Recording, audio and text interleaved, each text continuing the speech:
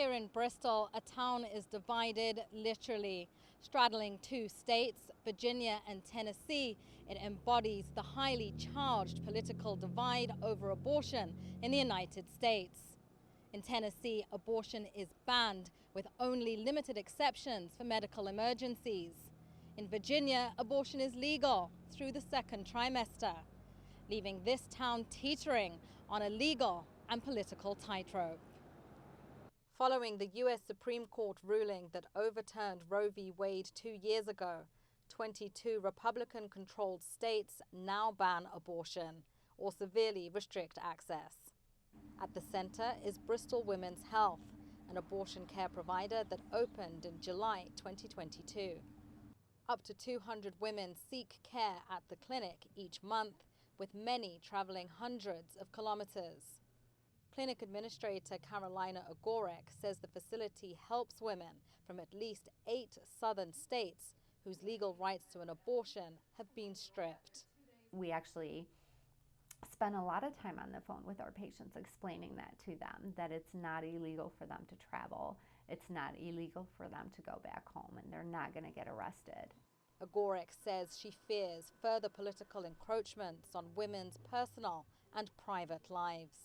I do believe the religious movement within our government, which started in the 70s, has had a big impact on the laws that are being passed.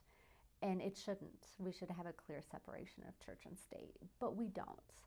An ever-present vigil of protesters say they're doing God's work. The blood of these babies that are being murdered here and throughout the United States is crying against this nation for the abomination that's being done to those innocent children. Volunteer clinic escort Barbara Schwartz welcomes patients, shielding them from protesters. I do this work because in my mind it's a giant pay it forward for me. I had my own abortion back in 1976 and did not have to endure any of what people are enduring today. Despite the tense atmosphere, nurse Carrie Blackwell says providing abortion care is her calling, and her patients are grateful to be supported. Most of them have other kids at home. There's health problems, there's, abuse, there is, rape. It's really important for us to be here and for us to stay here and be able to provide this care. In the 2 years since federal abortion protections were dropped, Americans voting in state ballots have overwhelmingly backed abortion access and abortion rights, even in Republican-controlled states. Reproductive rights will also drive voters in selecting the next president in November, with both major party candidates on opposite sides of the abortion issue.